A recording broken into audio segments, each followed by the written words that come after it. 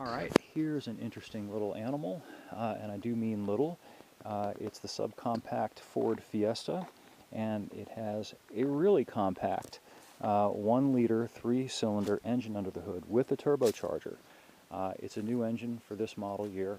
It's the first time in a long time that anybody's offered a 3-cylinder engine in a passenger car. Well, you can get a 3-cylinder in the Mitsubishi Mirage, which is also a subcompact, but it's not turbocharged. In this case, it's turbocharged. And the good news about that is this engine makes more power and more torque than the otherwise standard 1.6-liter 4-cylinder. That's the base engine in the Fiesta. But its performance is a hell of a lot better.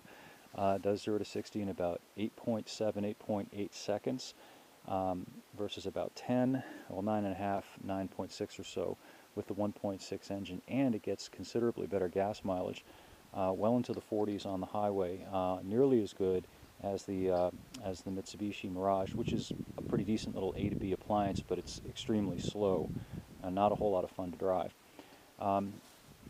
Let's take a look around the car.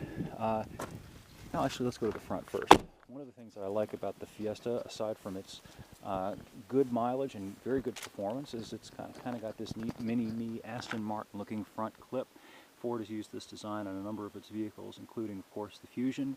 And I guess they're able to do that because back in the day being the 90s, Ford briefly owned Aston Martin. They've since sold it off, and I guess they laid claim to some of the design cues. So if you look at the front of this car, especially from this angle, you can maybe see a hint of Vantage, albeit on a very downsized scale. You can see also the spread between the front and rear axle center lines. So they tried to make the most of the interior space, and you got a very abbreviated portion of the car that follows the rear axle. Probably the chief flaw of this car, relative to its immediate rivals, cars like the Mirage, also the Kia Rio and the Chevy Sonic, is that it does have a pretty tight back seat relative to those cars. I'm going to get in here and show you. There's anywhere from about 3 to 4 inches less back seat room in this car than in the Sonic and in the Mirage. Okay, I'm going to try and squeeze my 6'3" self in this thing, and it's not going to be pretty, so bear with me. Alright, here you go. Now, I'm 6'3", so you can see that this is pretty hopeless for me.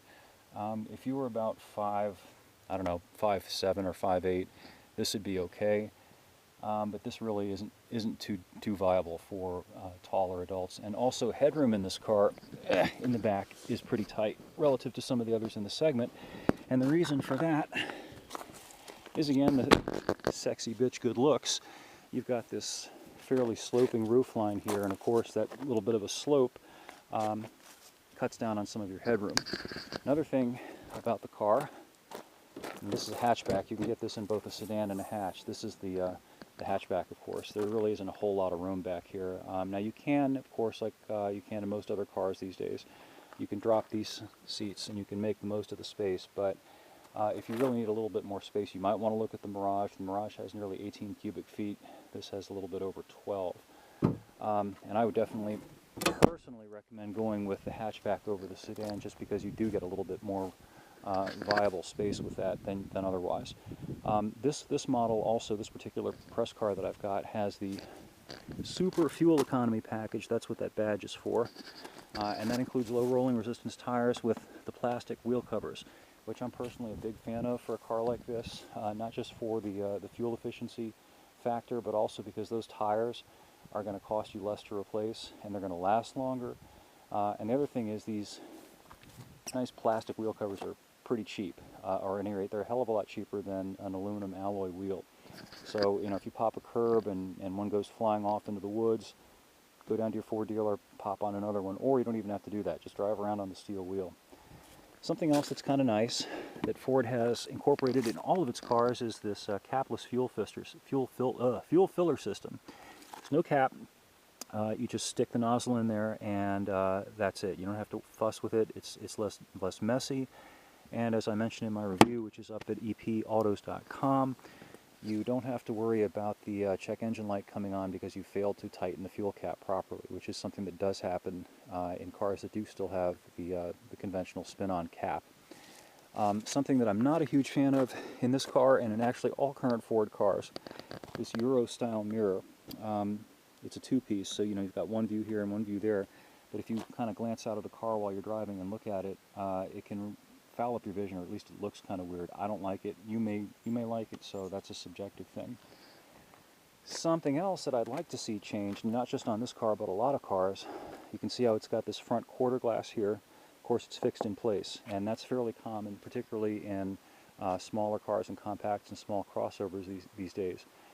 If they made that functional, like back in the days when cars typically came with wing vent windows, so that you could crack this open a little bit, you'd really get some excellent flow through just by driving down the road, and then you might be able to live without air conditioning, which would be nice, in particular if you didn't have to buy it with the car. Now, it comes standard with this car, but wouldn't it be nice if you could delete option it and save yourself, say, $500 or whatever they would charge you? The interior of this car is very nicely laid out, very attractive, particularly for this price point. I like these nice big rotary dials here. Oh, and incidentally, this car with the EcoBoost engine only comes with a manual transmission. Ford is hinting that next year, 2015, they will offer the 6-speed automated manual that is available with the 4-cylinder engine in this car, but for now it's only the 5-speed manual. A little bit strange. This glows at night, which is kind of neat. There's a little LED backlight there. You can't see it now. One thing that I'm a little ambivalent about, here's your little central display back here, and here's the keypad that you use to access that stuff. And it's okay while you're stationary. Let me do some stuff for you. Okay, there's menu. If I want to, there's vehicle settings, so if I want to do something like turn off the traction control, I use this mouse to manipulate, okay, turn off the traction control. This little screen is kind of small, it's not so easy to see, and manipulating these buttons while you're driving and trying to shift can be a little bit difficult. That's a small thing though, and you might not particularly care. Alright, let's look at the little EcoBoosted engine.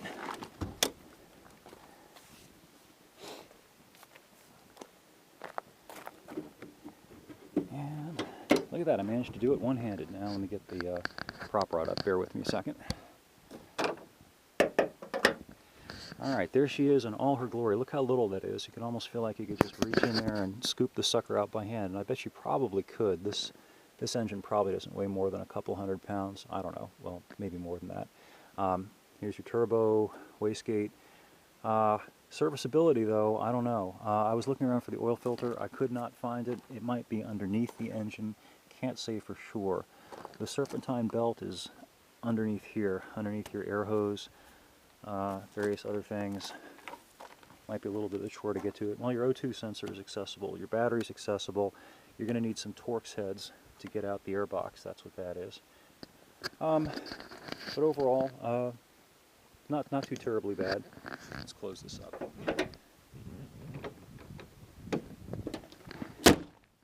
So that is pretty much it. The final parting comment that I will leave you with, though, is that this thing, despite being a subcompact, is pretty heavy. Curb weight about 2,600 pounds empty.